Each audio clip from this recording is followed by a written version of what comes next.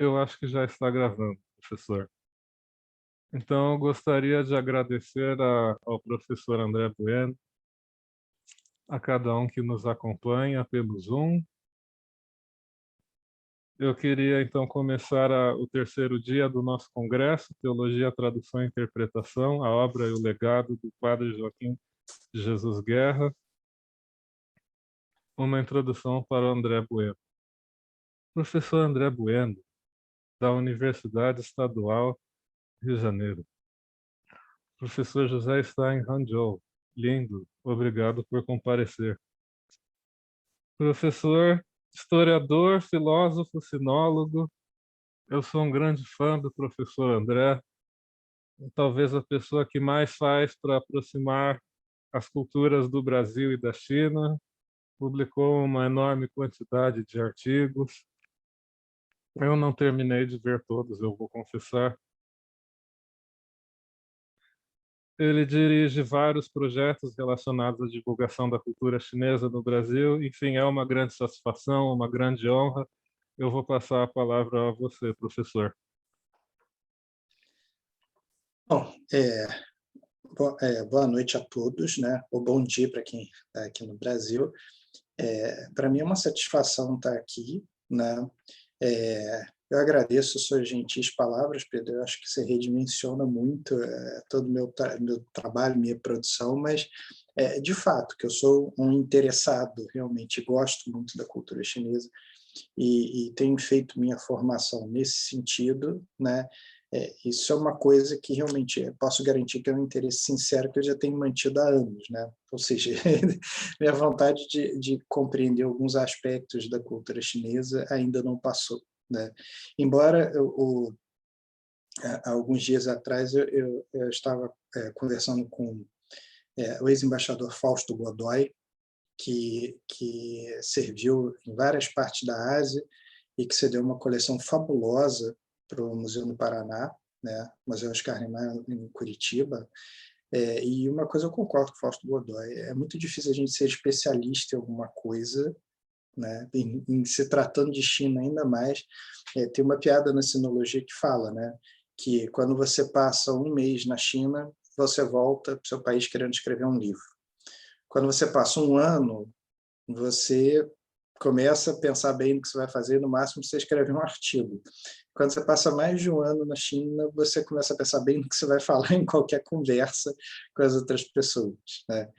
Isso, na verdade, é uma piada que dá uma dimensão da escala de conhecimentos que a gente tem que ter para a formação de vamos dizer assim, de um sinólogo, né? Um termo hoje em dia também bastante complicado de ser usado, já que algumas pessoas consideram ele um colonialismo, né? Ou seja, como assim ter um especialista em coisas chinesas. Mas, ao mesmo tempo, um termo que corresponde a uma especialização num campo, né? Ou seja, dentro das epistemes ocidentais, que apresentam vários tipos de especializações diferentes, você ter um especialista num assunto diário, num determinado campo, não me parece ser assim, um grande problema em termos de denominação, em termos de terminologia, já que, inclusive, os nossos estudos partem dessas epistemes. E essa pequena digressão aqui pode parecer não ter muito sentido, muita relação com o que a gente vai falar, mas tem, porque ela é fundamental para a gente compreender o que é feito na obra do Padre Guerra, e no que diz respeito principalmente ao que nós vamos conversar hoje. Eu olhando, antes de começar aqui, eu estava olhando um pouco o trabalho do Pedro, né? E nós vamos conversar, inclusive, sobre muitas coisas semelhantes hoje, né? Então, é uma oportunidade bastante feliz de saber que a gente vai estar numa roda que a gente vai conversar sobre os mesmos temas. Então, nós não nos repetiremos. Na verdade, talvez possamos possibilitar visões diferentes sobre as mesmas questões. Mas o que me interessou fundamentalmente no Padre Guerra, e a maneira como eu cheguei até ele, foi o meu interesse justamente pelo confucionismo e por Confúcio, né?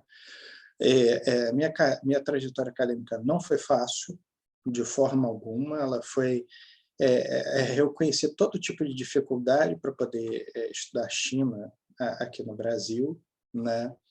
Eu sempre conto para todo mundo numa banca de avaliação para o doutorado que eu estive uma vez, né? Acho que isso não vai se repetir hoje, mas há muitos e muitos anos atrás, né? Numa banca de doutorado, e eu ouço o seguinte de um grande especialista em história, né? Estudar a China não é nem relevante, nem pertinente, nem viável na academia brasileira. É uma moda e vai passar, né? É uma satisfação absolutamente egoísta a gente perceber que as pessoas estão erradas, estavam erradas, a gente fez a aposta certa, né?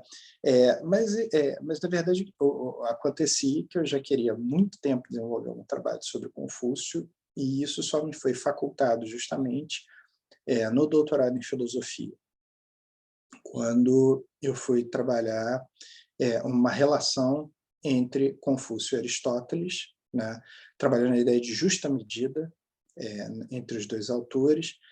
Tive aí a feliz oportunidade de conhecer o professor Edson Rezende, que é um dos maiores aristotelistas do Brasil, e nasceu dali um diálogo intercultural muito rico, muito fascinante, que, de certa maneira, comprovava ou indicava que algumas afirmações em direção à criação de uma concepção humana de filosofia, mais abrangente, menos colonial, mais ampla, se verificavam.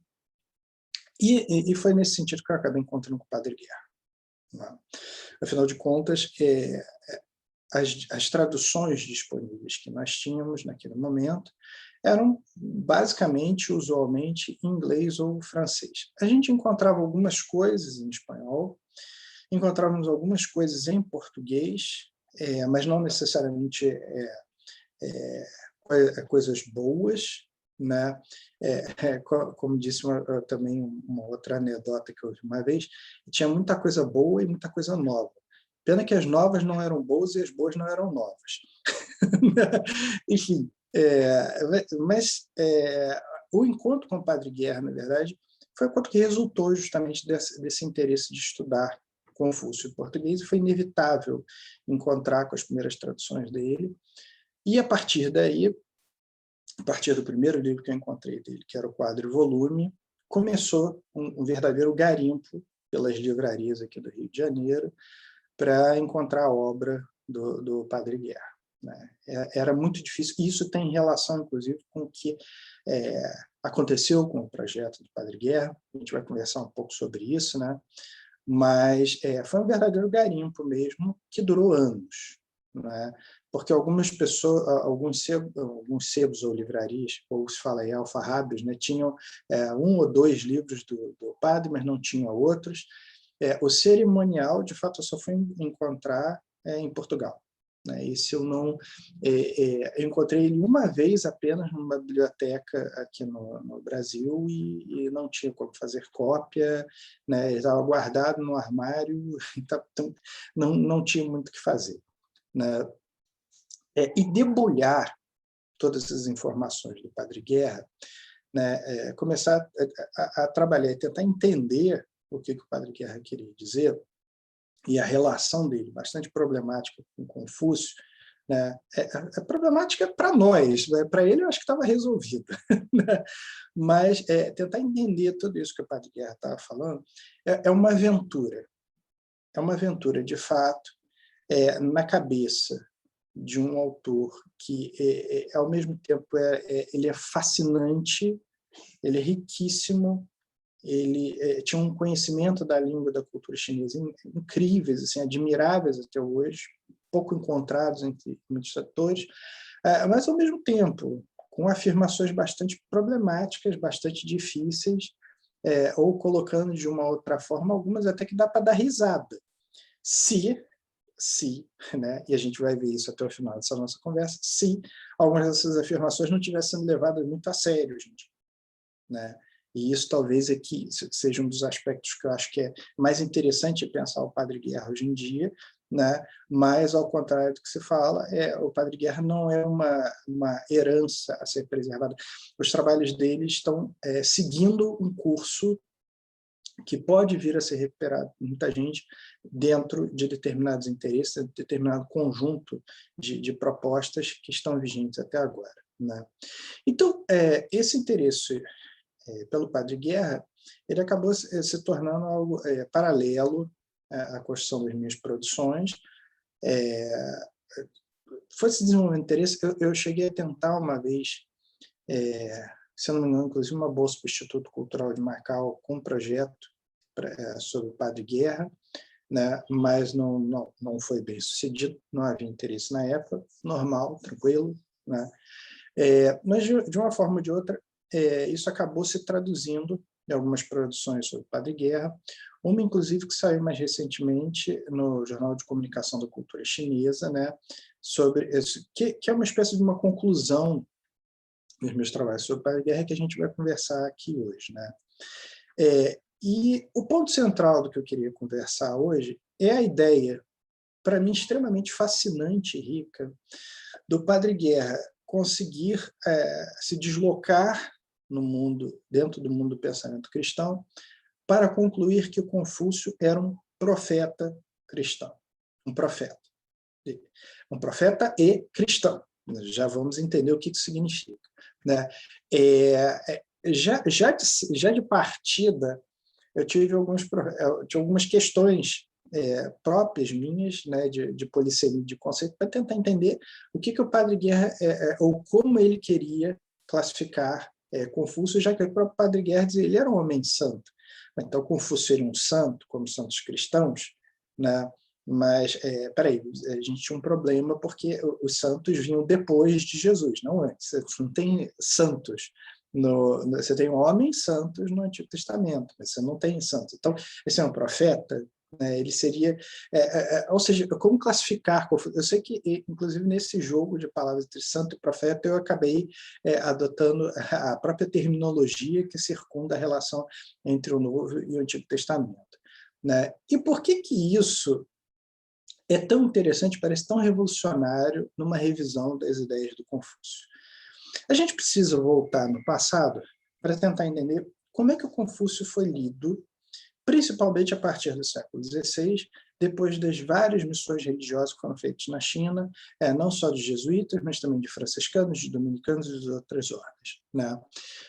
Nós podemos observar que existem, basicamente, 3 formas de leitura no mundo, vamos dizer assim, pré-contemporâneo, acerca de como estabelecer um diálogo intercultural entre a figura de Confúcio e um pensamento cristão mais alto.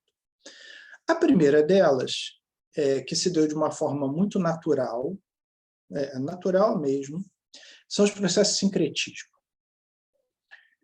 Isso é muito conhecido aqui no Brasil, e acredito isso aconteceu também em outras partes de África, Índia e no mundo colonial português, né? O sincretismo é esse processo muito conhecido de associação que existe de religiões nativas de um determinado espaço e uma possível tradução delas para o pensamento cristão.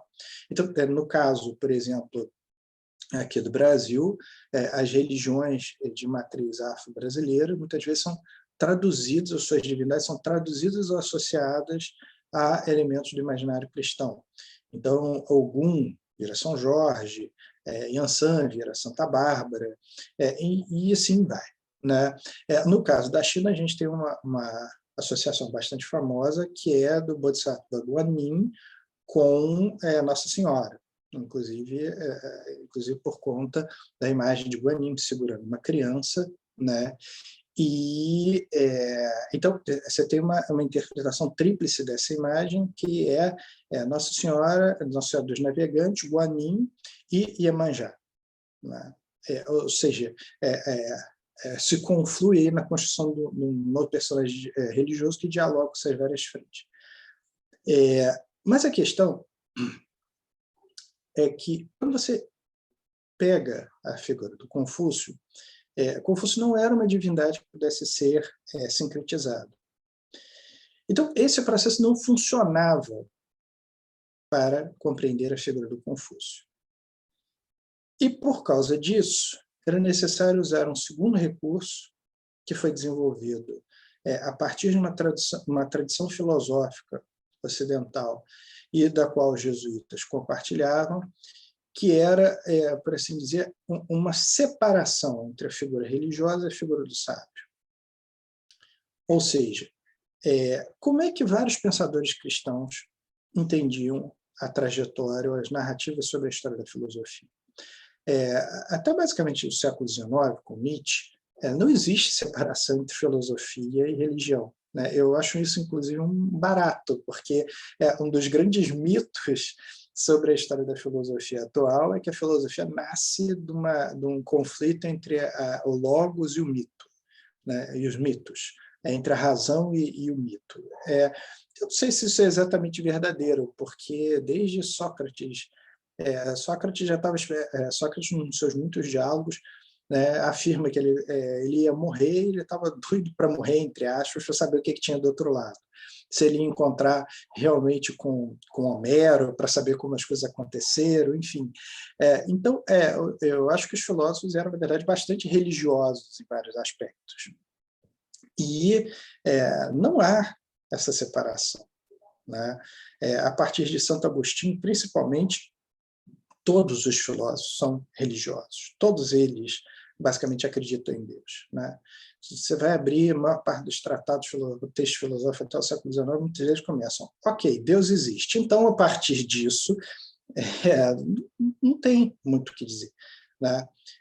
E a chegada dos jesuítas na China é permeada por essa busca de mecanismos de diálogo, da construção de um conhecimento acerca da China, que envolve entender a própria cultura chinesa e transmitir a ela uma série de ideias que fazem parte do próprio pensamento cristão, né? Isso é muito interessante, porque a gente vê as iniciativas do Matteo Ricci, né, um dos mais conhecidos pensadores e missionários na China nessa época, de como eles vão adotar as roupas, de como eles vão tentar entender os costumes chineses, de como, inclusive, alguns dos primeiros materiais cristãos vão ser produzidos dentro de uma lógica chinesa, não uma lógica cristã, né? O século XVI é um momento, né, na história da China em que são muito comuns os chamados livros de ditados, né? Livros que têm frases sobre determinados assuntos, como se fossem guias de vida, grandes coletâneas. A Maffei vai produzir uma dessas, de pensamentos ocidentais vertidos para o chinês, e que vai obter um grande sucesso, né? Da mesma maneira como o primeiro livro traduzido por completo para uma língua ocidental, no caso espanhol, é o Mintin Baojian, né? Ou seja, que vai ser traduzido como o espelho de um coração iluminado, Li Fanbin, né? E também um livro que contém várias frases da sabedoria dos pensamentos chineses e tal, mas curiosamente é traduzido por um dominicano, né? O Frei Juan de Cobo, que vai dar o nome, vai dar ao livro um nome traduzido que é Bensim Pocan, né?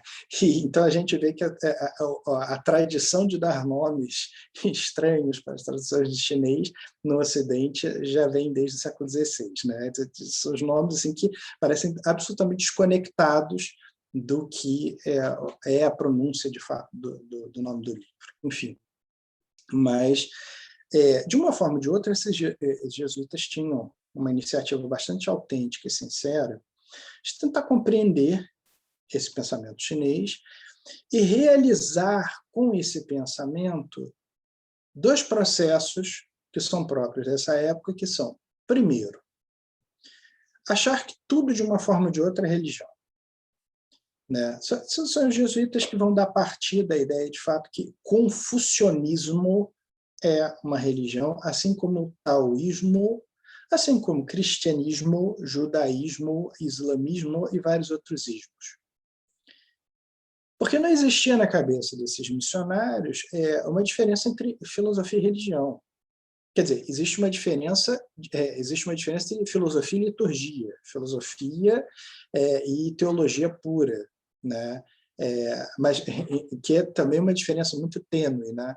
Porque eu já conheci muitos religiosos que dizem que fazem filosofia pura, né? Porque essa filosofia é filtrada pela teologia. Então, a gente vê aí que há uma junção de conhecimentos muito importantes, estão emaranhados. E, nesse sentido, o trabalho dos jesuítas, então, vai ser o de transformar Confúcio num sábio sem Deus. ou naquele sábio que era semelhante ao Platão, que era semelhante ao Sócrates, ao Aristóteles. São os sábios pagãos que conseguiram intuir a ideia da divindade, que conseguiram perceber que Deus existe, que existe uma razão maior de tudo, mas, enfim, eles vieram antes de Jesus, e por causa disso eles não poderiam conceber muitas coisas que só Jesus ensinou, né?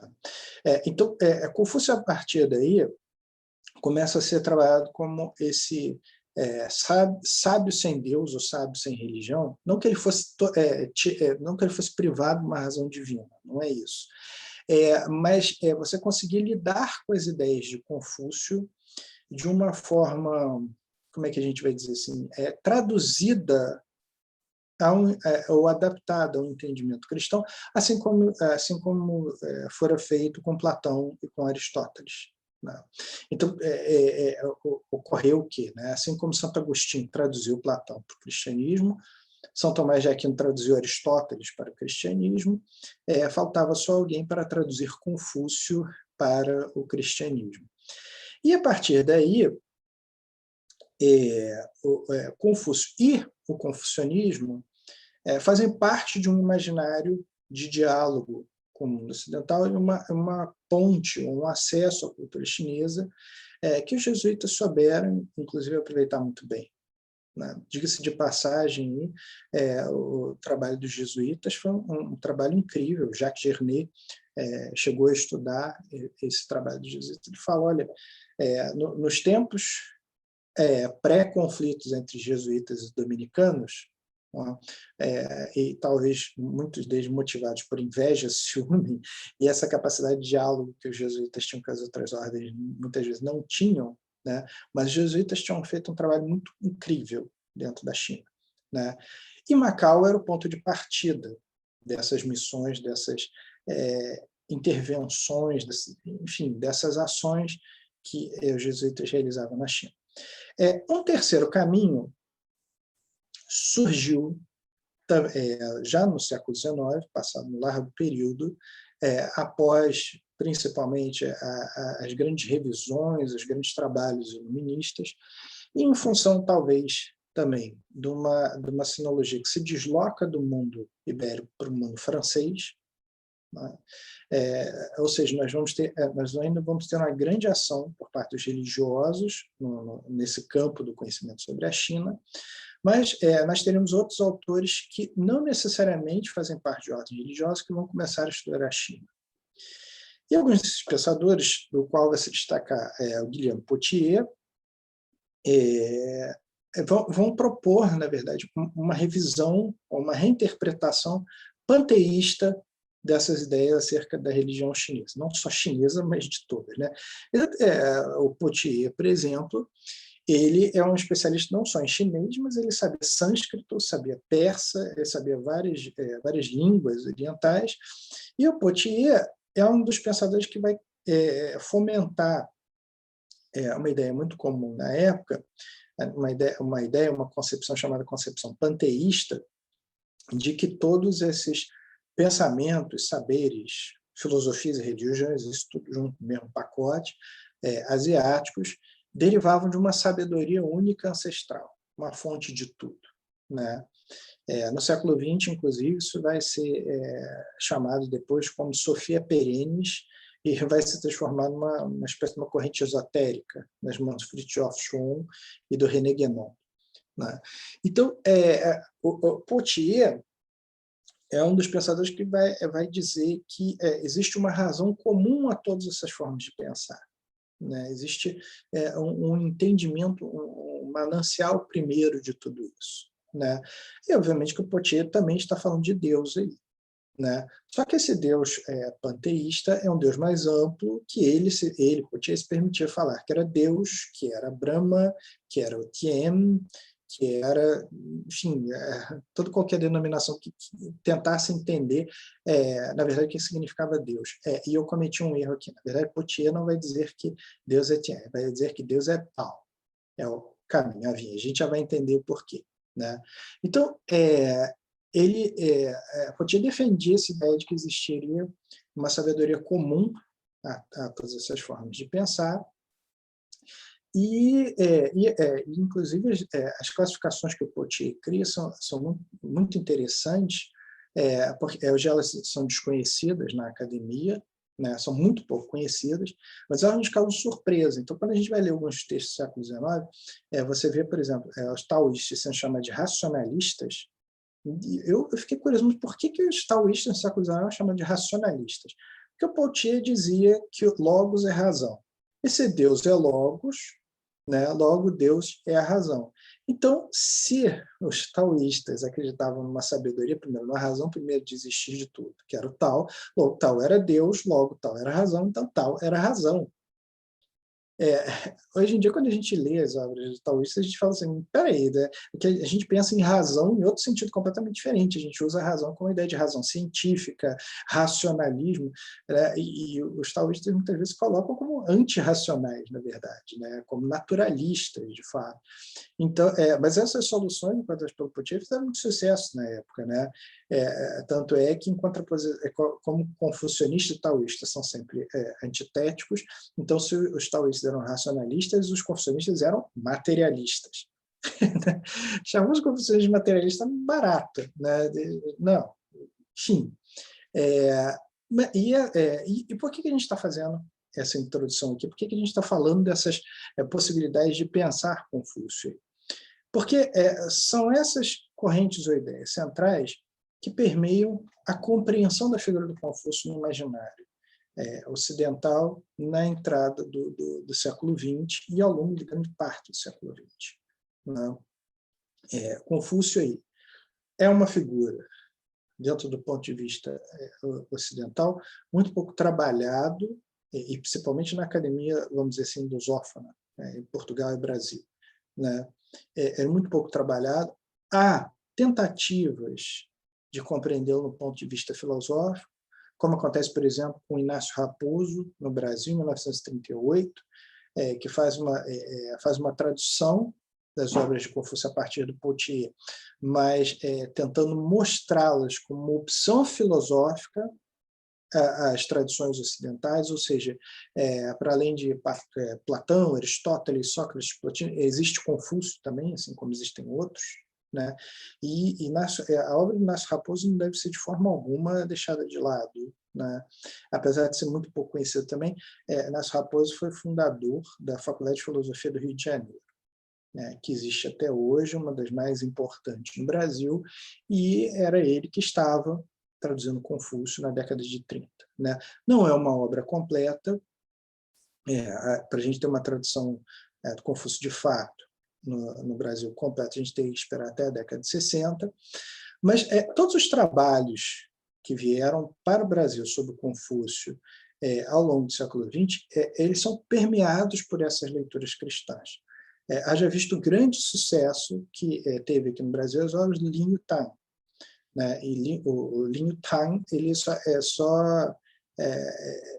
acho que o Brasil, inclusive, foi o país que mais traduziu as obras de Lin Yutang depois do inglês. Né? Nós temos praticamente quase toda a obra completa dele traduzida aqui no Brasil. E isso aconteceu, claro, por causa de um movimento político na época, né, Taiwan, na verdade, buscava uma aproximação com o Brasil para apoiar, para sustentar a causa da República Chinesa, em Taiwan. Então, se estabeleceu um diálogo, na verdade, entre essas formas de pensar chinesas, né, não só o Confúcio, mas várias outras, mas permeadas por leituras cristianizadas. Né? Inclusive, veio aqui para o Brasil também um outro padre, o Frei João Batista Cal, né? Ele era um padre católico, né? Mas também um grande especialista em Confúcio. Na década de 50 ele veio aqui para o Brasil e chegou a morar algum tempo aqui no Brasil, né? E continuou trabalhando também nessa síntese de confucionismo e cristianismo de um ponto de vista filosófico. Então, nós temos aí alguns elementos que nos permitiriam entender essa leitura feita pelo Padre Guerra, mas ao longo do tempo, lendo o Padre Guerra, pelo menos essa foi a leitura que eu fiz dele, eu percebi que o Padre Guerra criava um novo entendimento para a figura do Confúcio, tanto quanto distinta dessas leituras que a gente acabou de ver agora, né? E o que é essa leitura que o Padre Guerra estava fazendo que, para mim, chama tanto a atenção, né? A Padre Guerra afirmava, de fato, que Confúcio era um profeta enviado por Deus e que, resumindo de uma forma muito rude, ele simplesmente não aparecia no Antigo Testamento, só isso. Era só o que faltava para ele ser confirmado como profeta, né? Então, mas notem, a visão do Padre Guerra não é uma visão panteísta, como a de Pautier, de afirmar que todas as coisas eram iguais numa mesma fonte. Não, está dizendo que havia uma mesma fonte, que era Deus, e que Deus havia distribuído profetas ao redor do mundo, né? E que esses profetas, de uma maneira ou de outra, antecipavam a chegada de Jesus. Mas eram profetas dentro de uma visão, de uma tradição cristã de leitura sobre o passado. Então, nós vemos aí que não é um processo, não é necessariamente um processo de sincretismo, não se está afirmando que Confúcio é tal como um santo qualquer, não é, né?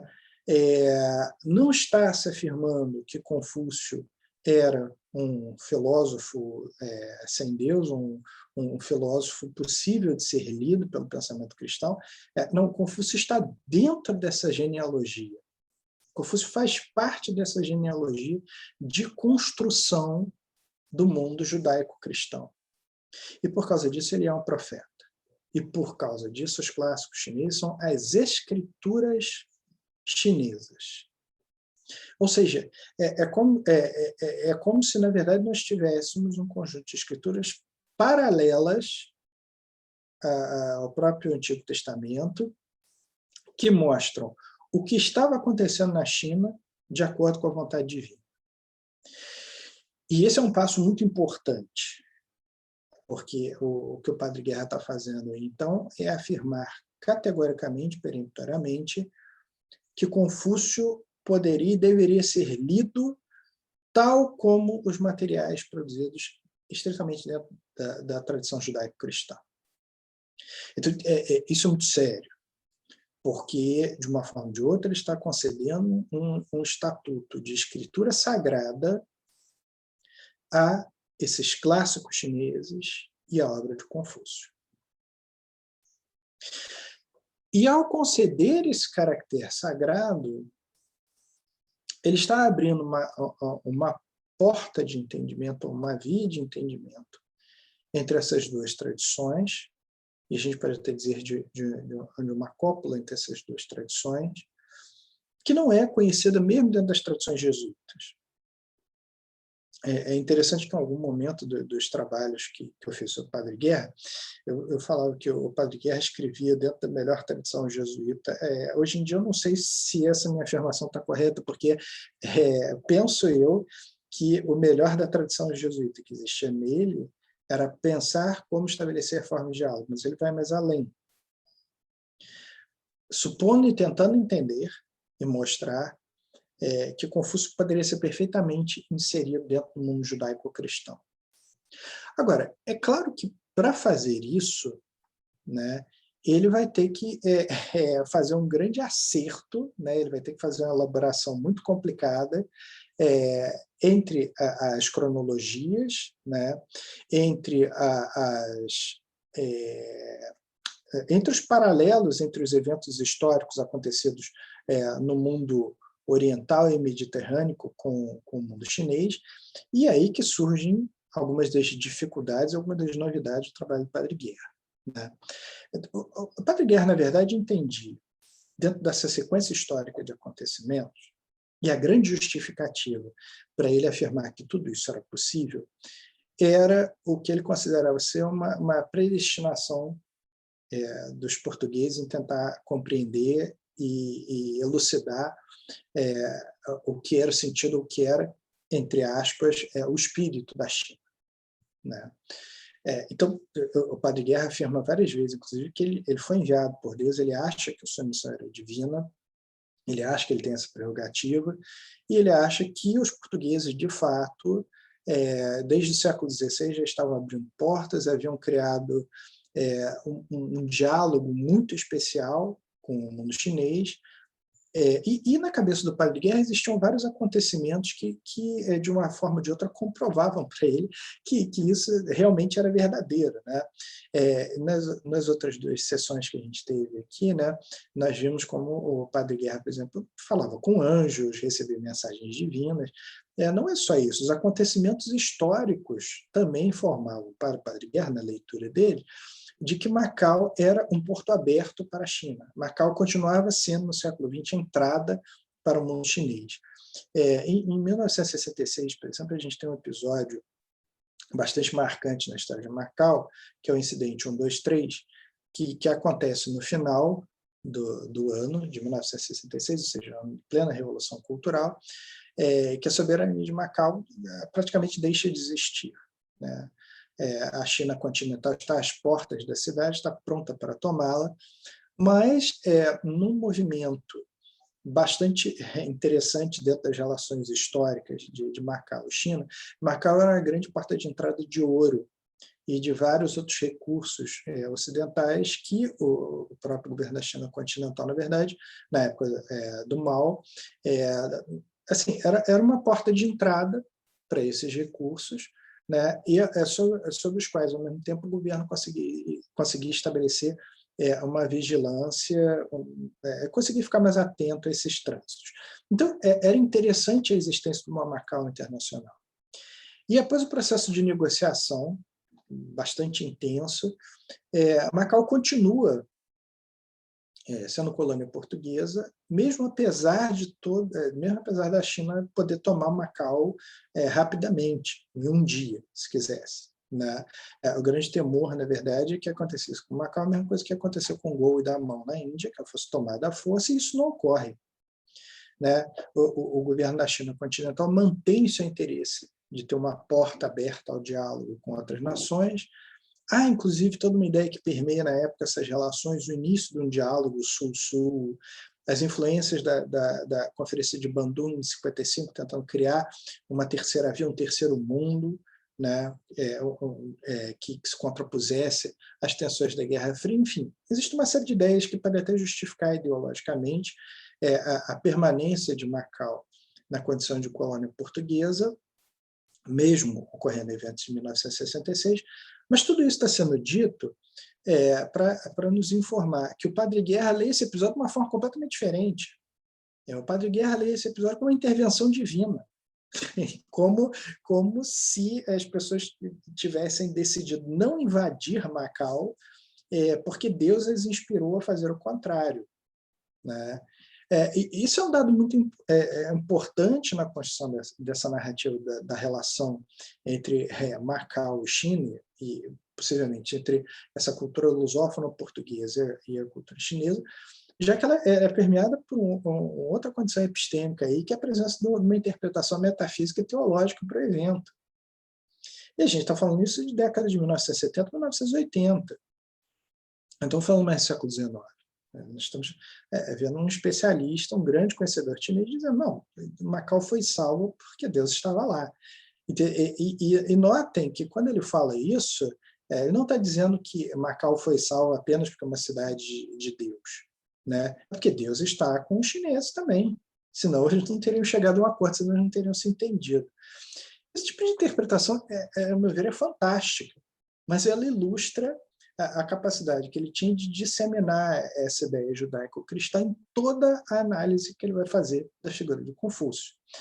Então, é notável a gente perceber, por exemplo, na tradução dele do Shujin, né, as escrituras seletas, de como ele tenta relacionar, né, e acertar a cronologia chinesa junto com a cronologia bíblica. Num processo que a gente sabe hoje em dia é praticamente impossível, mas que não era para ele, porque a grande fonte historiográfica e arqueológica dele era o Lacouperie. E o Lacouperie simplesmente acreditava numa ideia difusionista de que tudo tinha surgido ali no Oriente Médio, tinha se espalhado por outros cantos do mundo, e que a China era, vamos dizer assim, a Mesopotâmia que deu certo. Ou seja, enquanto os povos da Mesopotâmia haviam sumido, babilônios, assírios, etc., tinham desaparecido, os chineses tinham saído de lá e tinham dado certo, e era uma grande civilização. Então, o Padre Guerra faz inúmeros diatribes para tentar juntar e justificar essa cronologia.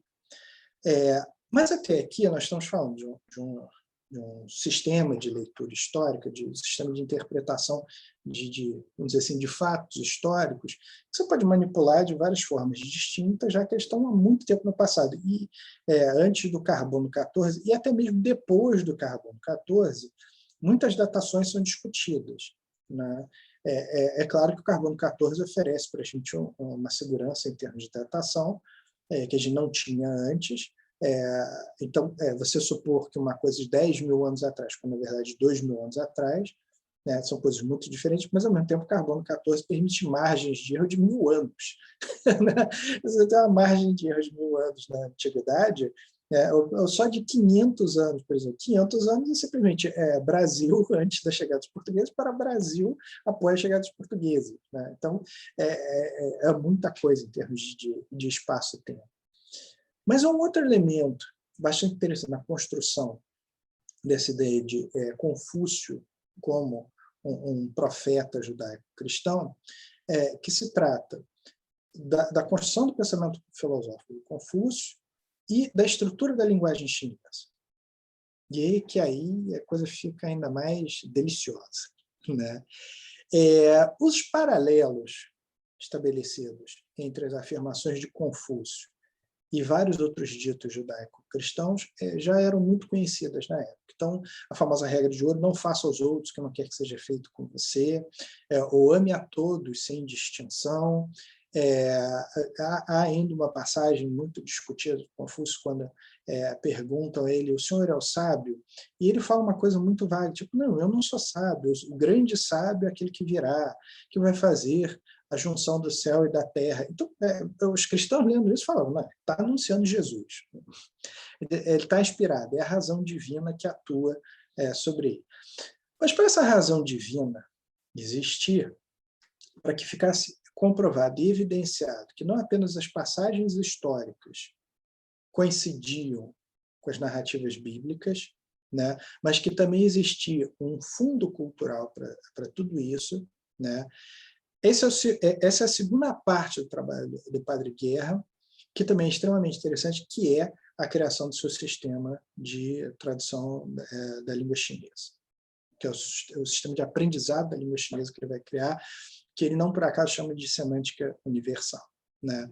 Então, notem bem, o Padre Guerra faz diversas associações históricas extremamente problemáticas, como a gente viu. Então, ele faz uma conta que realmente é como a gente diz aqui no Brasil, eu sou de humanas, eu não sei fazer contas, né? Então, ele faz uma conta realmente em que a inundação da Mesopotâmia coincide com o reinado do Dayu, né? Então, ele diz, tá ok, só ver aqui que dá tudo certinho, né? Então, e o mais legal de tudo, né? É que na China não precisou de arca, porque a água já chegou mais baixinha lá, né? Ou seja, ela encheu a partir da Mesopotâmia, então na China ela chega menor, chega mais fraquinha, então o Dayu pôde passar anos fazendo canais de irrigação, diques, barragens, etc. e tal, fazendo a água fluir, organizando o espaço chinês, né? Mas que a cronologia batia, né? Bom, se a cronologia batia, né, se a cronologia podia ser acertada nesses acontecimentos históricos, então seria possível criar um fundo de conhecimento comum para as tradições chinesas e as tradições orientais? E seria fácil escorregar na ideia da Sophia Perennis aí, de tentar entender que tudo tem uma origem comum, como o Pautier falava. Novamente, o Padre Guerra dá um outro passo além aí, que é fascinante, que é a ideia das culturas terem, sim, um estofo comum, uma base comum, estarem alicerçadas numa ideia humana comum, mas dentro ainda de uma leitura judaico-cristã. Então, eu sei que em outras oportunidades já conversamos aqui ao longo desse evento, né? Diga-se de passagem, maravilhosamente bem organizado pelo Pedro, né? Eu gostaria, aqui no meio da minha palestra, mais uma vez tenho que dar parabéns ao Pedro por essa organização e por esses palestrantes que estão aqui, que são pessoas excelentes, é uma grande honra estar aqui, né? Só faltava o Padre Guerra, mas o Padre Guerra provavelmente está ouvindo lá do outro lado tudo que a gente está falando, e vamos saber se até o final seremos abençoados ou não por ele, né? Mas a questão, então, é pensar esse fundo de conhecimento comum a partir de uma leitura do pensamento de uma tradição judaico-cristã. E é aí que o sistema de aprendizado chinês que o Padre Guerra cria se transforma num sistema não apenas genial em termos estruturais, de como ele tenta criar meios e mecanismos para aprender a língua chinesa, como ele justifica a associação da língua chinesa com os outros idiomas do mundo. E, nesse sentido, o Dicionário de Semântica Universal que ele produz é uma peça literária, né? Padre Guerra afirma literalmente o seguinte: o chinês é a língua mais próxima da língua que a humanidade falava antes de Babel. Ponto. É exatamente isso. Então, a humanidade falava uma língua comum antes de Babel, e após a destruição de Babel, Deus estava bravo aquele dia, não queria mais que as pessoas ofendessem ele, etc. E tal, não queria aquele desafio da Torre de Babel, então ele explode a Torre de Babel, divide os povos e os povos passam a falar várias línguas diferentes. O Padre Guerra estava convicto de que o chinês, por causa da sua estrutura monossilábica e polifônica, seria, então, a língua mais próxima de uma língua universal falada antes de Babel. Porque essa estrutura seria mais simples, é uma estrutura que não, as palavras têm um sentido neutro, ou seja, as associações, os pronomes, plural, singular, gênero, quantidade são dadas por partículas que são adicionadas à construção dos termos. A linguagem seria pré-alfabética, seria ideogramática, assim como se encontrava em outras partes da Mesopotâmia ou do Egito. Então, o Padre Guerra entendia que, pelo aprendizado chinês, você poderia, inclusive, compreender o surgimento de várias outras palavras, vários outros termos e várias outras línguas disponíveis no mundo. E dane-se o sânscrito. Dane-se as tradições indo-europeias. Tudo isso vinha de um fundo comum que o chinês ajudaria a compreender, a língua chinesa ajudaria a compreender mais e melhor do que qualquer outra língua do mundo. Ou, colocando de uma outra maneira, até o sânscrito poderia ser melhor compreendido se você aprendesse chinês, né? Isso é uma afirmação muito poderosa e difícil de ser sustentada, mas com uma dimensão muito grande, né? Com uma atração, é uma ideia muito sedutora, porque, por uma série de razões estruturais e linguísticas, ela parecia, e eu repito, parecia fazer algum sentido. Quer dizer, se você tem uma língua que tem uma estrutura simples, monossilábica, polifônica, ela parece corresponder, de fato, ao que seria uma estrutura mais antiga de expressão linguística. É claro que, para isso, você tem que deixar de lado todo o refinamento, toda a construção do sistema complexo que envolve a linguagem de uma tal maneira que a linguística, hoje em dia, é um dos tentáculos das novas teorias historiográficas chinesas. O estudo da linguagem, das ontologias, mas essa ideia do Padre Guerra é uma ideia muito fascinante, porque ela colocava, então, não só Confúcio, como a própria língua chinesa e a própria cultura chinesa dentro desse mundo, desse ambiente judaico-cristão. E, consequentemente, os chineses assim, não estariam distantes da revelação divina. Ou seja, de uma forma ou de outra, é como se o Padre Guerra estivesse afirmando: olha, eles só estão esperando Cristo chegar de uma maneira respeitosa para que Cristo e Confúcio conversem, né, e Confúcio vai abrir as portas para esse mundo cristão, né, para a gente compreender tudo isso que está acontecendo. Então, o Confúcio aí era construído como um profeta, e um profeta viável, porque a história da China não estava em paralelo, não estava fora das tradições judaico-cristãs. Ela era parte dela, né?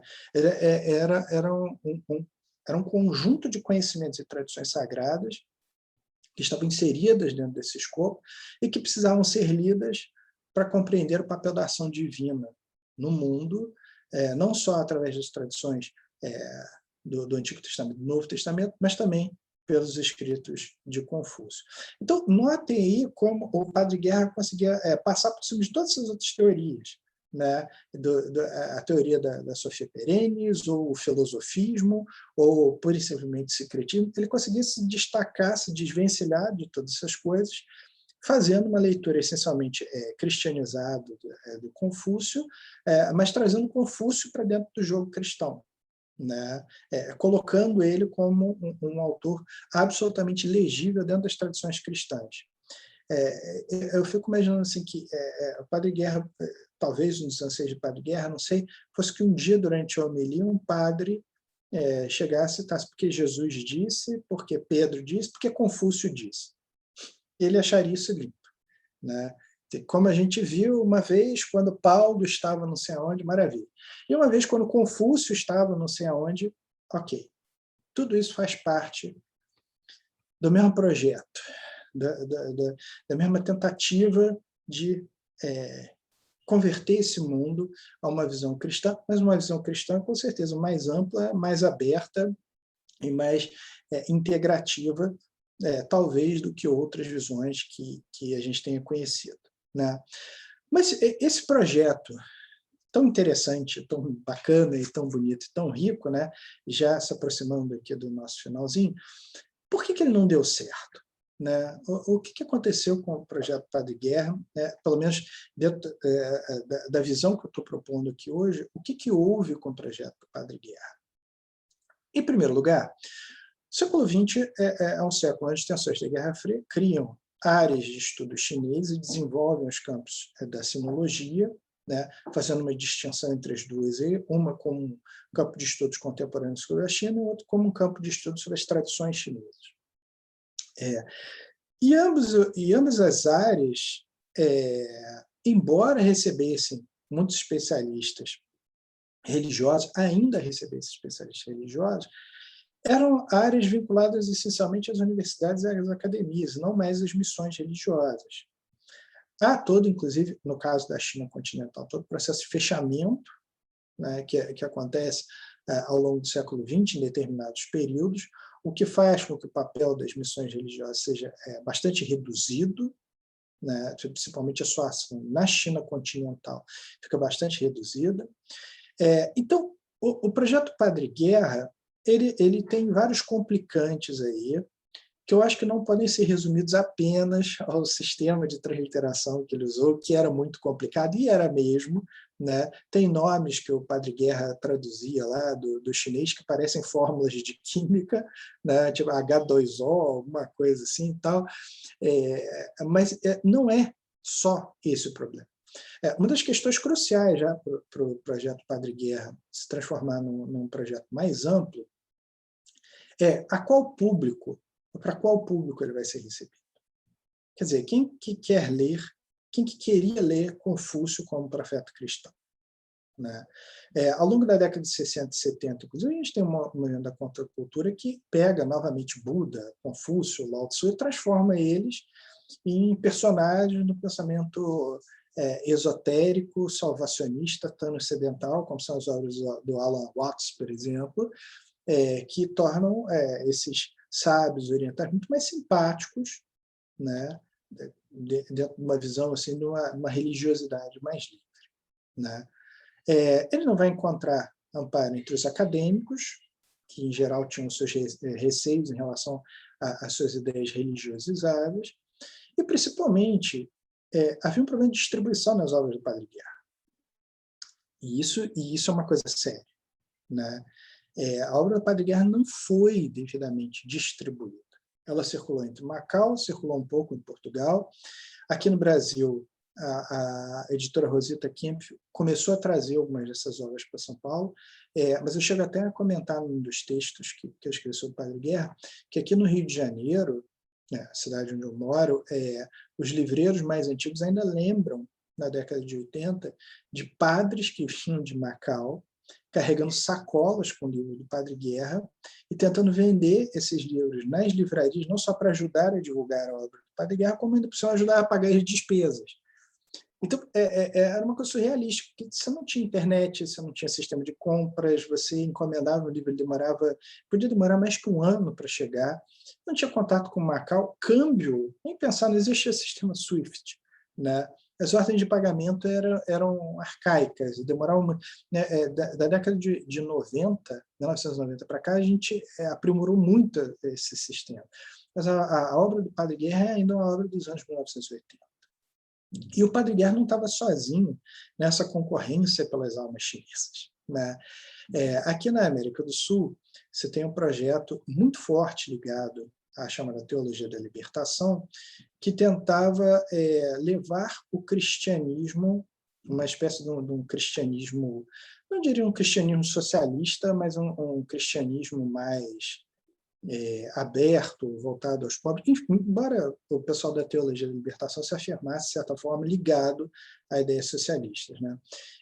Aqui no Brasil eles eram representados pelo Frei Leonardo Boff, e eles produziram trabalhos bastante interessantes no sentido de tentar ocupar o vácuo religioso. Esse era o discurso deles, né? Para eles, a China continental havia conseguido alcançar um Estado, uma sociedade equilibrada, mais equânime, mais justa, mas havia um vácuo que era o vácuo das crenças religiosas que poderiam, na visão deles, ser ocupados por esse cristianismo da Teologia da Libertação, né? O cristianismo que jogaria junto com o Estado, junto com as ideias socialistas.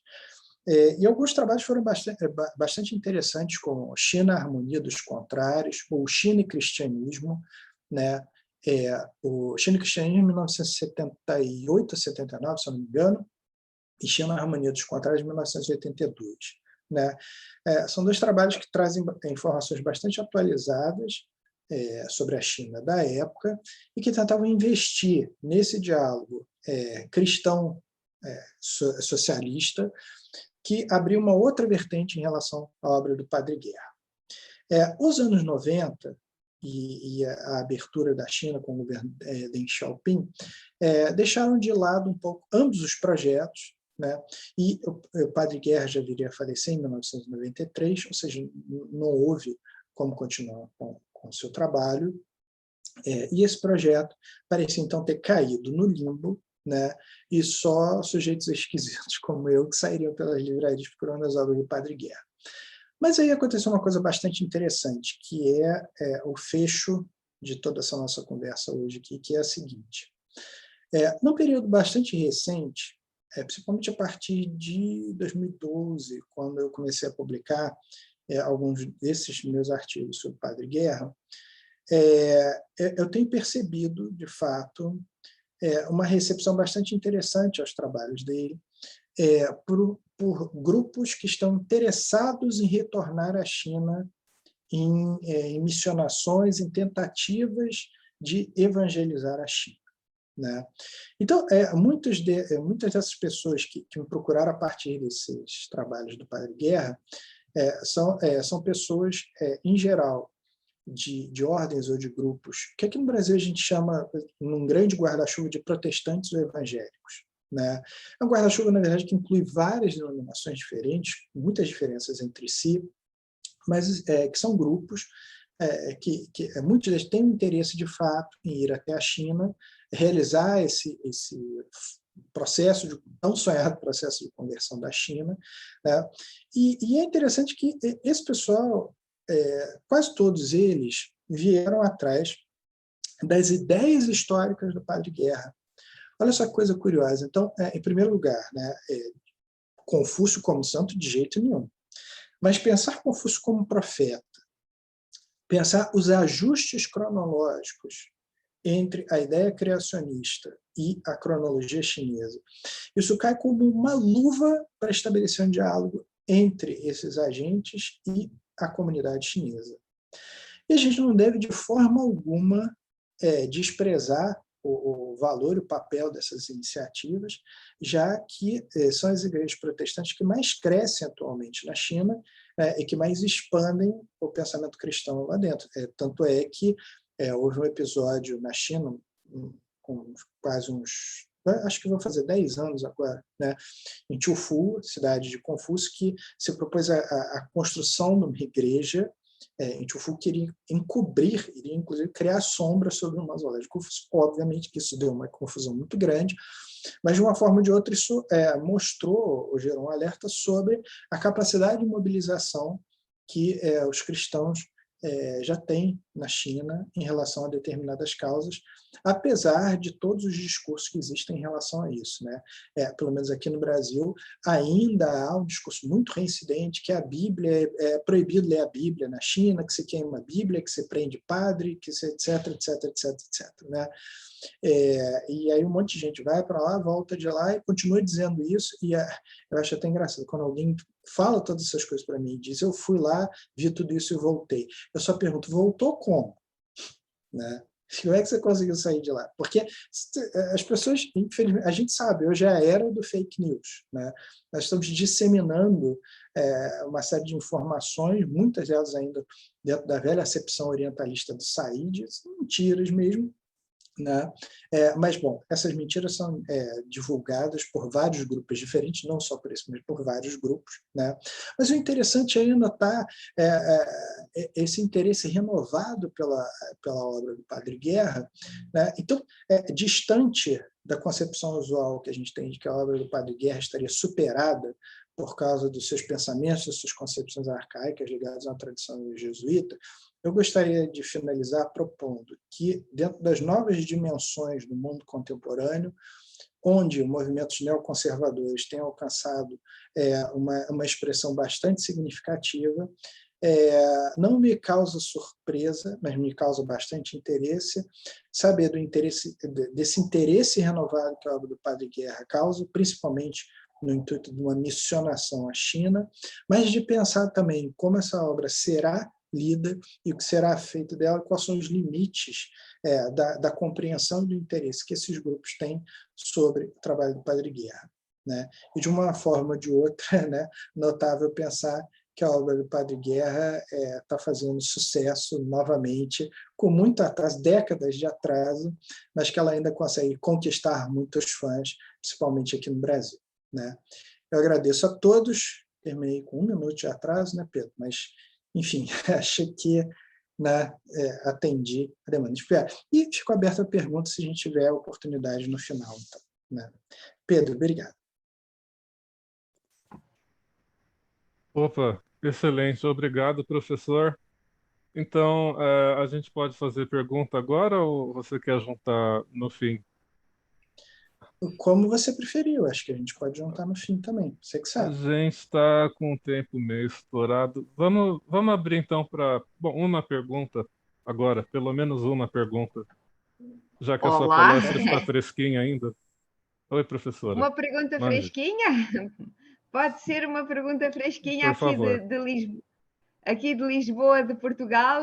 Eu peço Sim, senhora. desculpas, estou hoje outra vez com câmara, sem câmara, tenho esperança que na próxima vez já consiga pôr a câmara como deve ser.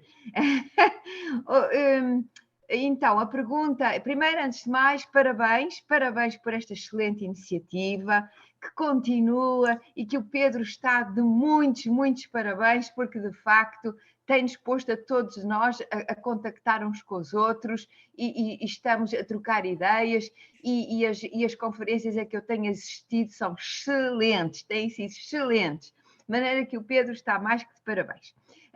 Também está de parabéns o professor André Bueno, que eu gostei imenso de o ouvir, e a minha questão vai talvez um pouco lateral, não sei, que é o seguinte, que é em relação ao trabalho dos protestantes e dos católicos. Eu, quando tive a oportunidade de escrever a minha tese de doutoramento, há muito tempo, em 2007, ela foi publicada em 2007, A Mulher na China, porque estudei os princípios Yin e Yang, o feminino e o masculino, eu tive a oportunidade de ver que houve uma grande volta na China e na mentalidade chinesa no século XIX, precisamente por influência dos missionários protestantes. E uma das maiores influências e uma das maiores voltas foi justamente em relação ao Estatuto das Mulheres, a tal ponto que os missionários e as missionárias conseguiram influenciar os missionários protestantes, e os missionários protestantes conseguiram influenciar decisivamente o estatuto da mulher na China e modernizá-lo, porque não aceitavam mulheres de pés atados nas escolas. Então aquilo foi uma modernização rapidíssima do estatuto da mulher chinesa. Agora, a minha questão prende-se com o seguinte: o padre Guerra, como todos sabemos, era católico, apostólico, romano, não é verdade? E eu pergunto, porquê é que o professor André Bueno considera quais são as razões que alega, ou que, pois nós não temos a certeza absoluta, nem eu, nem o professor, mas quais são as razões para que pode adiantar para que os missionários protestantes tenham se desenvolvido rapidamente na China, tenham tido uma muito maior influência do que os missionários católicos. Gostava de ouvi-lo sobre esta questão, se pudesse ser. Claro, para mim, André, a principal razão é o que a gente pode chamar de uma maior liberdade institucional, uma desinstitucionalização das comunidades, eu vou usar os termos brasileiros, evangélico, protestante, de ação junto à sociedade. Aqui no Brasil, por exemplo, qualquer pessoa que faz um curso de formação de pastor, ele literalmente, é o termo que é usado, tá? Eu não estou agindo de forma leviana, ele empreende a construção de uma comunidade religiosa, né? Certo. E ele recebe suporte, muitas vezes, das organizações a qual ele pertence, mas ele tem uma liberdade de ação muito maior do que existe, muitas vezes, dentro da Igreja Católica. Então, ele não tem, muitas vezes, que responder a uma hierarquia, né? Existem hierarquias dentro dessas organizações, claro, mas ele tem uma liberdade maior de ação, ele congrega a comunidade, ele trabalha com um processo de associação entre questões civis e religiosas, que muitas vezes renovam o ambiente social no qual ele está envolvido, né? O que eu quero dizer com isso? Nós temos vários grupos evangélicos aqui no Brasil que, junto com a formação de uma comunidade, de uma igreja, eles também, por exemplo, abrem uma agência de emprego. Você pergunta, mas por que isso? Porque eles têm uma preocupação real de juntar as pessoas que estão precisando de trabalho, né? Ou seja, um caráter assistencialista da obra, mas eles têm interesse em juntar as pessoas que estão precisando de trabalho com pessoas que têm trabalho a oferecer em vários nichos dentro da sociedade. Então, existe todo um discurso de criação de uma nova comunidade com valores cristãos, mas que ela tem muitas aberturas no estabelecimento desse diálogo. Uma outra questão também que existe dentro dessas comunidades é um discurso em relação à recepção de outros grupos e outras etnias, né? Ou seja, um ambiente onde não se discutem questões de raça ou de etnia, se discutem questões de gênero, né? Mas, teoricamente, é uma comunidade integradora em todos os sentidos étnicos, por assim dizer. E há ainda um grupo dentro desses vários grupos, como eu falei, a denominação evangélica ela é muito ampla, é um guarda-chuva para várias comunidades diferentes, mas há grupos, dentre elas, que defendem a chamada teologia da prosperidade, que é um discurso teológico que prega que o sucesso no mundo material é uma bênção divina. Então, se você está tendo sucesso nos seus negócios, se você tem uma vida material adequada, se você está sendo bem-sucedido no seu trabalho, Deus está te abençoando, não só porque você consegue isso graças a Deus, mas com isso que você recebe de Deus também você pode ajudar a outras pessoas, né? Isso tem uma sintonia muito grande, principalmente com o novo movimento cultural que está acontecendo na China continental agora, que é um movimento de busca de prosperidade também, de busca de um bem-estar material, de uma renovação das estruturas sociais e econômicas que envolve várias parcelas da população. Isso é muito mais atraente no contexto contemporâneo do que muitas vezes um discurso de renúncia, de sofrimento, enfim, uma série de discursos que envolvem um pensamento católico mais tradicional, que, para além da institucionalização da Igreja Católica, parecem não ser, digamos assim, bem aceitos ou bem recebidos dentro da sociedade. Seria exagero também dizer não aceito, não recebido, mas recebido com maior cuidado, né, com maior receio. Por fim, né, muitos desses pastores que estão surgindo agora na China são chineses, né? Ou seja, os missionários cristãos estrangeiros vêm e formam quadros, e esses quadros já estão atuando diretamente na evangelização da população. Tanto é que naquele incidente em Chufu que eu citei, o pastor, que era um dos responsáveis pelo projeto da construção da igreja, é da família de Confúcio. Ou seja, é um descendente de Confúcio. Então, isso mexeu muito com o imaginário do pessoal na época, né? Eu lembro que, inclusive, os novos confucionistas tiveram que escrever um manifesto a respeito desse assunto, e o manifesto é bastante interessante, porque o manifesto ele afirmava o seguinte: olha, nós não temos nada contra a construção de uma igreja cristã em Chufu. Nós só pedimos que a igreja seja menor e fique longe do mausoléu, porque em nenhum lugar do mundo você aceitaria, por exemplo, construir um pagode chinês do lado das pirâmides do Egito, ou fazer um puxadinho de um templo chinês do lado do Coliseu na Itália. Então, por que vocês querem fazer isso aqui no mausoléu de Confúcio? E por que vocês acham que isso é uma coisa aceitável? Né? E foi um episódio bastante interessante, porque isso deixou o governo da China continental meio que na berlinda, já que que os cristãos começam a responder: olha aí o martírio chegando. Olha aí, o pessoal não quer novamente deixar os cristãos serem felizes, etc. E tal. O projeto da igreja foi suspenso, mas a comunidade cristã em Chufuan é uma comunidade muito forte, né? Então, eu acredito que são vários os aspectos aí que tornam essa ação como eu falei, evangélico, do protestante, é uma ação muito mais efetiva, muito mais interessante na construção de um diálogo com os chineses do que foi, em certa medida, a ação dos católicos. Ainda um outro elemento que me passou rapidamente pela cabeça agora que é importante é pensar no suporte linguístico que muitos desses missionários têm, já que muitos deles falam inglês e, de uma maneira ou de outra, falar inglês e aprender inglês é abrir uma porta para o mundo ocidental que muitas vezes não se abre quando se fala português, só português, né? Exato. Então, eu penso que esses são os motivos gerais e muito superficiais dentro do tempo que a gente tem para pensar no sucesso que essas comunidades têm tido, né?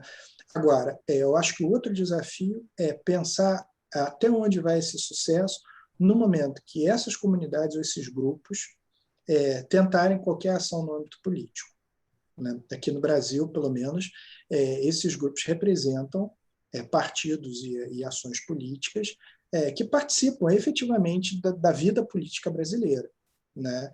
Isso faz parte da estratégia de alguns desses grupos, não todos, mas de alguns, né? Assim como também já foi a relação do governo no Brasil com a Igreja Católica, né? Então, acho que esse será um ponto de tensão dessas comunidades com o Estado chinês no futuro próximo, mas aí é o terreno da previsão já, historiadores são péssimos para prever coisas, então eles já tomam mais cuidado com essa última afirmação. Obrigada. Eu acho que está ali o António Graça da Abreu também quer falar e vai colocar uma questão. António, estás aí? Obrigada, professor. Respondeu sim a tudo o que eu lhe perguntei. Obrigada. E até mais, e até mais do que eu lhe perguntei. Na verdade, António? nós estamos com o tempo muito estourado. Tem como ser uma resposta extremamente rápida? Tem. Ou deixar... Ou deixar para o fim? Eu acho que o António Bem está rápido, sem. então. António, tens que ativar o teu microfone, que ele hoje não está comigo, está sozinho e vai ter que ativar o microfone dele. António, ativa o teu microfone. Vamos fazer assim, então. O Matheus já fez uma pergunta no chat, tem como ler e responder rapidamente, e o Antônio talvez possa responder Posso depois. entrar? Ah, agora foi. Pode entrar, pode entrar. Posso entrar? Tá. Estou aí. Pronto, então, primeiro queria dizer duas coisinhas que me parecem importantes. Penso que a leitura e o entendimento do André Bueno ajudam a colocar uma série de questões muito importantes sobre esta nossa aproximação com o Padre Joaquim de Jesus Guerra, não é? No entanto, há aqui algumas questões muito rápidas, eu não vou desenvolver. Há aqui algumas questões muito rápidas que vou falar. Por exemplo, ele fala em colonialismo. Eu penso que hoje em dia é preciso muito cuidado com este termo, colonialista. Colonialismo e os portugueses predestinados a converter o mundo, etc. Não é? Enfim, o Padre Guerra também teria essa ideia ainda, diria eu, colonialista, de algum modo, não é? Mas que não corresponde às realidades que hoje vivemos. O Brasil é um país independente há 200 anos, não é? E ainda tem esse trauma do colonialismo português, o português que os pariu, não é? Portanto, o português que lhes deu origem, e têm que caminhar pelos seus próprios pés e têm que avançar em direção ao mundo moderno. Porque nós, colonialistas, hoje em dia somos tão limitados e tão pequeninos. Pronto, é só uma pequena ressalva. Não quer dizer que o colonialismo não tenha existido, com certeza, e tem muitas culpas em muita coisa, inclusive é no Brasil. Mas hoje o mundo é diferente e não podemos ir por aí. Bem, Confúcio, um profeta enviado por Deus, portanto, segundo o Padre Guerra, um profeta cristão. E essa simbiose, ou essa colagem que se faz, portanto, à religião e aos princípios judaico-cristãos. Eu tenho dúvidas sobre isso. Eu penso que é mais uma questão de fé por parte do Padre Guerra em caminhar por esse caminho, por essa via, não é?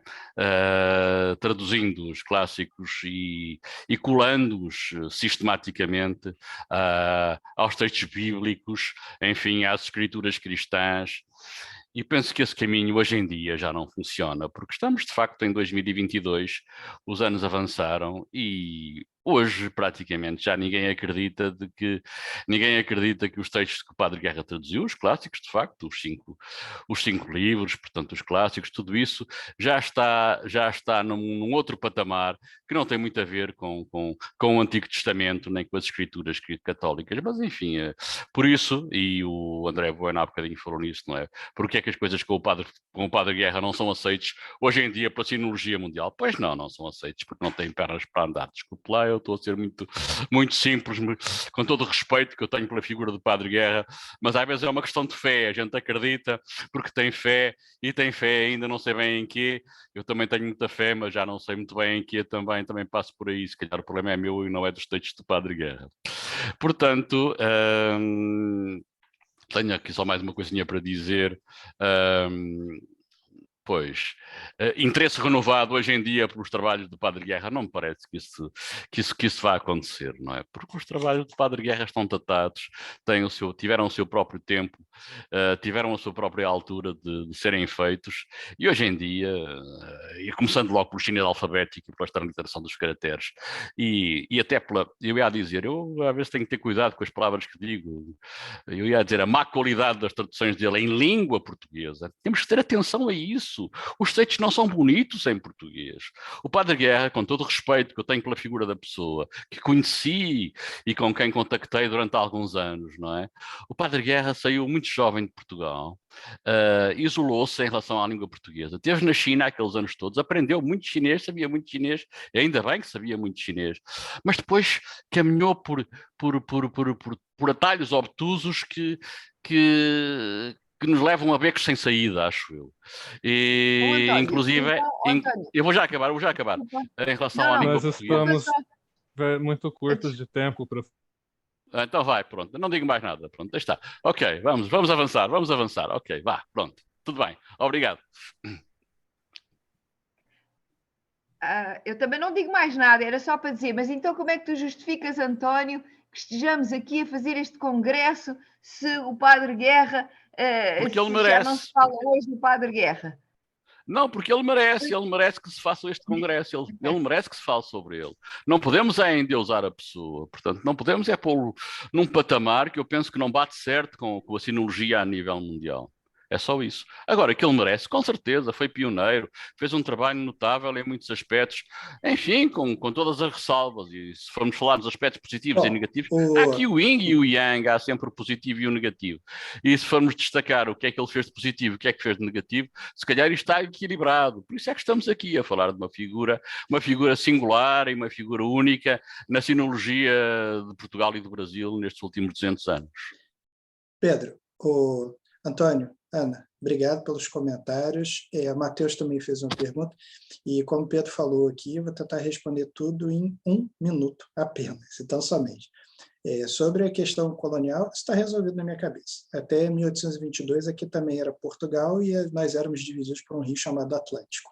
Então, não tem questões quanto a pensar o que é ou não, mas sim como se dá nas formas como se constroem novos pensamentos a partir de uma matriz eurocêntrica. Bom, eu estou falando português, então seria hipócrita se eu negasse essas influências, mas sim penso como elas podem ser mudadas daqui em diante.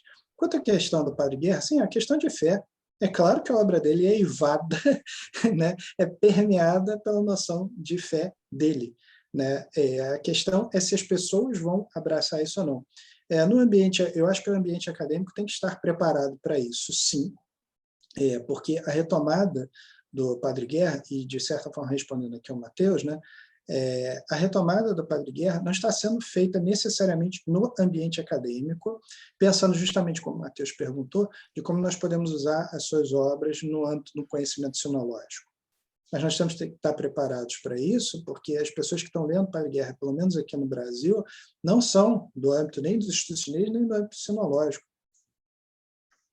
Ou seja, a gente precisa estudar isso, assim como a gente precisa estudar história antiga, história de Israel, história da Mesopotâmia, para responder às pessoas que estão falando dessa história sem conhecer história, mas por motivos religiosos e criando versões extremamente problemáticas ligadas ao criacionismo, enfim, a várias outras coisas, que não têm contribuído nem para a gente conhecer a história, nem mesmo para tomar vacina.